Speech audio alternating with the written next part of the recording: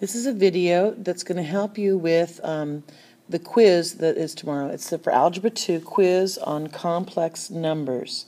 This is just going to keep playing, and I'm going to talk you through the different topics. So one of the first topics is to simplify radicals with negative radicands. You're going to be given lots of different problems where you're going to have square roots with a negative under the square root, and you're asked to simplify. The other topic will be to add and subtract, which really is just that collecting like terms, where you're collecting the real parts and the imaginary parts. Don't forget to distribute for subtraction. Okay? So these are the topics. You can see those examples. You can pause at any time to look at them more carefully. Now we're going to move on to the next page. The next topic is going to be multiplying complex numbers. So they could be in radical form, but then you'll be changing them into their imaginary form and finishing up the multiplication. Sometimes you'll have two complex numbers that look kind of like binomials, and you can FOIL those or do the stacking method that I showed. Either method is fine. There's also going to be absolute value.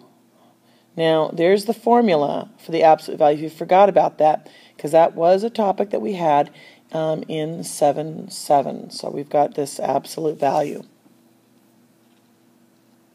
Next couple of topics. We've got simplifying powers of I. So I'm going to be giving you some problems with I to some high powers. And remember that we just divide it by 4 and look for the remainder. And you're either going to have a remainder of 0, a remainder of 1, a remainder of 2, or a remainder of 3.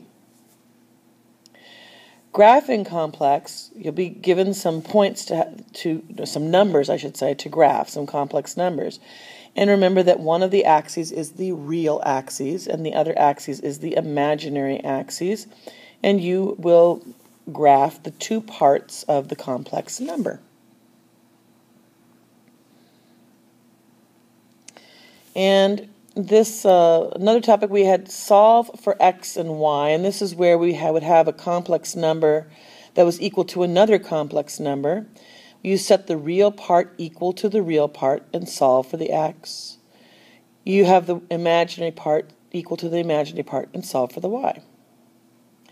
And the last topic that I have here for you to study for is division of complex numbers, which is also known as rationalizing denominators, which is also known as just plain old simplification. And when we're going to divide our complex numbers or rationalize the denominators, we simply multiply by the conjugate of the denominator, which will rationalize that denominator. And then you'll have a conjugate pair. Remember that when you multiply the conjugate pair of imaginaries, or complex, you will get the sum of two squares, the a squared plus the b squared. The numerator I had to multiply it out, and I like to do the stacking method. Again, you can use the stacking method or you can use the FOILing method. It doesn't matter. So this is just a quick video on the different topics that will be on that quiz. Play this back and forth, pause whenever you want to really examine these examples so you'll be prepared tomorrow for your quiz.